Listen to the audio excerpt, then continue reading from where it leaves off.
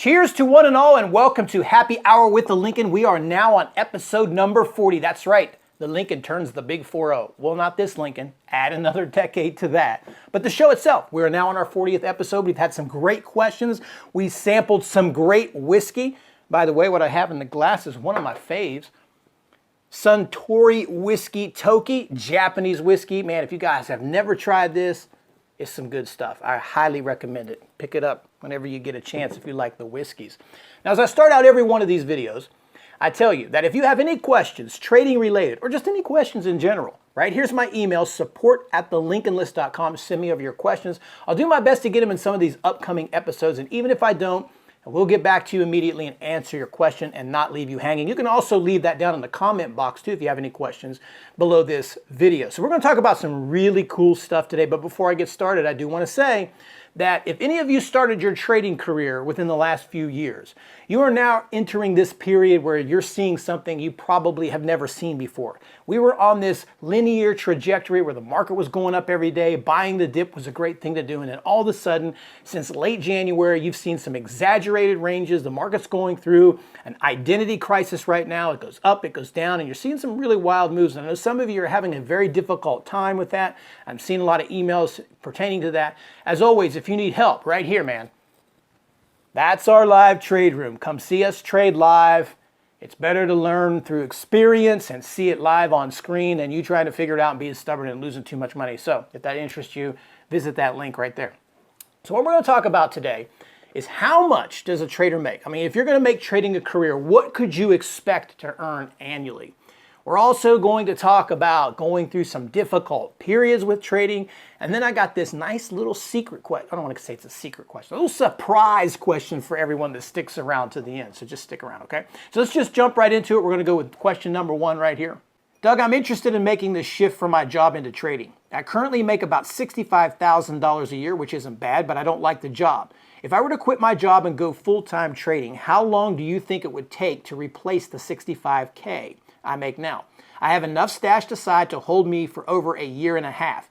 Do you think within that time I could replace my current income if I work real hard? Okay. Well, there's actually a couple of questions inside of this, so I'm going to answer them in pieces. First thing I really want to address here is if you can help it, please, I beggest of thou, please do not quit your job and just dive right into day trading. Please don't do that. You need to gain as much experience as you can, and if you can help it, it pays to learn a little bit about trading, a lot about trading if you can, a lot about the markets, and get a general understanding and make some trades first before you just go cold turkey. I know some of us like to go cold turkey, but I tell you what, over time, that doesn't mean that you won't make it. I don't want to discourage anyone's dreams, but hey, that's a tough route to take, and I would prefer if you didn't do that, because what you want to do in the very beginning of your career is you want to learn. And I really want to stress this point. It's very, very important that everyone listens to this.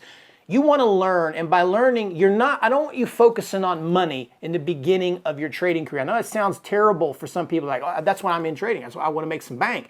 No, please. I want you to focus on learning how to trade. Because if you trade, you build good habits, and you learn how to trade, the money shall follow you. That's how this game works. If you just dive into trading, what happens if you always have that, I gotta make an income hanging over your head? That leads to bad decisions, to revenge trading, to trying to force things, to trying to make something happen. Please don't do that if you can help it. Learn a little bit first before you make the switch. Now, trying to answer the question as to how long it will take someone, this is just incredibly difficult to do, and how much money that somebody may make day trading. I mean, consider it like, a doctor. What would an ER doctor make? What would a brain surgeon make? What would a plastic surgeon doctor? It depends on what area that you go into, what your focus is, and what your process is, your learning curve, the amount of money that you have to start with, and so on. I can somewhat answer what a benchmark is. If you're going to be a day trader, success to me just means that you can pay bills. If you can make a living and you can pay your bills and you're very happy and you're doing that by day trading and you're your own boss and your bills are only $25K a year, great, man. You're successful. In my eyes, you are successful. Now, the average day trader, I would say, in their first, after 1 year, you're probably going to be somewhere around the 50K to 75K area. Now that's just a benchmark. And believe me, there's going to be half of you out there like, I've been doing it longer. That doesn't mean that you're a failure. Just everybody has a different path they have to take. Some have to work part-time jobs. You've heard my story before. Hell, it took me 5 years. I had to do many of the things that we talked about in these past whiteboards I've done, these past happy hours, where I had to take part-time jobs. I had to work in the evenings. I had to do whatever I could to stay and survive. I quit. I came back. So my journey before I became profitable, took about 5 to 6 years. That's just the way it worked out for me. What I want everyone to understand is this. It doesn't matter how long it takes you to be profitable. What matters is how long you actually stay profitable. Okay? For some of you, that's going to be within a year. Some of you, it's going to be 2 years. Some 5. But what I've noticed is that the longer it takes someone to be successful, the more they cherish that experience and the longer they stay. Because what we're really talking about here is if you're trading, it's just like, I need to make money in this next 6 months. Don't think about 6 months. Think about what am I going to do when I'm 50, 70. You can trade stocks for the rest of your life. But that's what's important. It's not how long it takes you, but once you actually do get successful, how long you can stay successful. But the average income, that really depends on you, the money you start with, how aggressive you are as an individual, how well you learn, how well you maximize. I think all of us kind of level off into a plateau. But, I think after maybe a year or so, you should at least be making somewhere around the 50K mark. And if you're not, if you're sitting there right now, as I said, and you're 2 years in and you're still losing money, that doesn't mean you're below average and you're a loser. Please don't take it that way. It's just certain things happen. Some will get it quicker and make money faster. But as I said, it's more important to relish that journey, learn, and think about it long term. So I kind of hope that answered. I can't put an exact number because some traders will make $500,000. Very, very few will make $1 million day trading. If you're in a hedge fund or an institution or a prop firm, maybe you can tap out at that. But for most people, they're 6 figures and better after they've been in the game for 5, 6 years. So take it for what it's worth. Now we'll move on to question number 2. Doug, I feel I have a good strategy, but I'm getting shook out when I move my sell stop up and only watch it go up without me. Some traders say not to use hard stops and others don't trade with them. What is your thoughts on stops? If you use them, when do you move them and by how much? Okay, pretty good question. A lot of people ask this one. I personally do not use stops. You can use them, but this is where I always say trading is know thyself. Know you as the trader. I have a tendency to let things wiggle around a lot, which I think most traders do because especially now in this market where you're seeing wild moves, it's so easy to get stopped out of a trade and then see it go in your favor 30 minutes later, hell, sometimes 5 minutes. And that's a tough thing. That stings, man. That leaves a bad taste in your mouth. When you've done a lot of research, you said, I'm buying this stock or I'm shorting this stock at this price. You hit it, it nabs your stop, and then 30 seconds later, it starts ripping and you're like, damn, I'm not in it. So what I do is I widen them up a little bit because number one, I trade more expensive stocks, Tesla, Boeing, Apple, Netflix, those kind of stocks. So they're going to move around $1 or so. So I at least want to give myself that room. To compensate for that, what I use is position size. I lower my position size to allow that flexibility. So here's where I'm going to answer this. I personally don't use stops. That's just my style. And one of the reasons I don't use stops in lower sizes is because I personally don't go back in. So if I stop out and then I see, oh, well, maybe I made a mistake, 99% of the time I will not go back in. That's just me. Now, if you can train yourself to have the habit to where you can go out and go back in, go out and go back in, then tight stops may work for you. I personally don't mind drawdowns. I know some traders feel when they see that drawdown first, like it's always a psychological thing. When let's say you buy a stock, 30 seconds later, you're down a couple $100, you start pointing the finger at your stuff, you start questioning yourself, you get emotional and all that kind of stuff, and then you just sometimes give up on the trade. So I allow it to flex a little bit, and I don't pay attention to my P&L, so I'm not concerned about, I'm not micromanagement. I don't care about the ups and downs of my P&L. I'm just really focused on the trade and on the chart. So here's the thing. If you are getting stopped out a lot, and this is a chronic problem across the board, you have 2 issues. Either your stops are way too tight and your technical analysis is wrong, or you're way too heavy and you're panicking out of the trade. It's probably going to be one of those 2 things.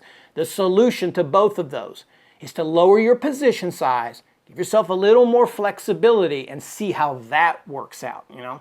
Now, sometimes you are just going to get stopped out. That's just how this business works. But try to go with lower position size and a little bit wider stop. Now, when a stock starts working for me, I personally very rarely do I use trailing stops. Very rarely. I set a target based on technical analysis, and that's where I put it, and I try my best to get that risk versus reward. It's not a bad idea. I know that's a very popular strategy, so I'm not going to say that it doesn't work. It probably works really well. Again, know thyself. This is just who I am. This is just the drum I march to. It works for me. But it's not a bad idea that if you buy a stock and it moves in your direction, let's say it goes up $1 immediately or within a short period of time, to go ahead and take 50% of your position immediately, trail up a stop to break even, and see maybe if you can capture a larger move. Now that's really good for traders that want to capture enormously large moves. So when you see a stock that goes up $8 a day or $10 a day, if you're just setting targets, you're never going to get that $10. If you use trailing stops, there's an outside chance that you will. I kind of hope that makes sense. So what you have to do is figure out what you like. I probably should use more trailing stops. Usually when I get into something that does move in my favor in a short period of time, I probably should leave a little bit. They call for lotto on there just in case the thing really goes bonsai. I just don't do that very often. I probably should, as I said, but I don't disagree with that. So far as the stop question, I do not use stops for losses. I use a mental stop or a mental stop area based on my technical analysis. I use a lower position size to try to give myself the flexibility to stay in the trade and maybe possibly add to it if it pulls back, flags, builds, or whatever it is, or whatever I'm trading. And for my profits, I just kind of set my targets and take them. Again, that might be the fault here. I would recommend that maybe you experiment with it a little bit, each and every one of you, because it's not a bad idea to leave a little bit. Sometimes I think 2 or 3 times a day. I probably should have left a little bit there just to try to capture the big move. So that's how I look at stops. No, I don't use them, but they can be a good thing for some traders. Know thyself, follow your game plan, and do what works best for you. Last question. What the hell happened to the black shirt? Look at all these emails about the black shirt. Guys, I didn't know you loved the black shirt.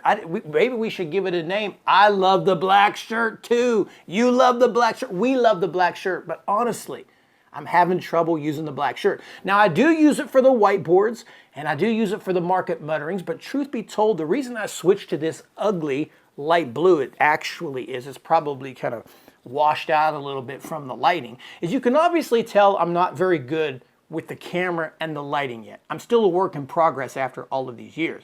So the reason for going with this is because I'm having a hard time trying to get the contrast, my face, black chair, and this gunmetal gray blinds that I have. So every time I wear a black shirt, for some reason the camera that I'm using focuses in on that black and it distorts everything else. If you go back and you look at those older happy hours with just the black shirt, it's a little bit grainy and it got a little bit messy. So I'm trying to increase the quality, and I went through about 1,000 different types of settings in my camera. That's an exaggeration, but I certainly went through a lot.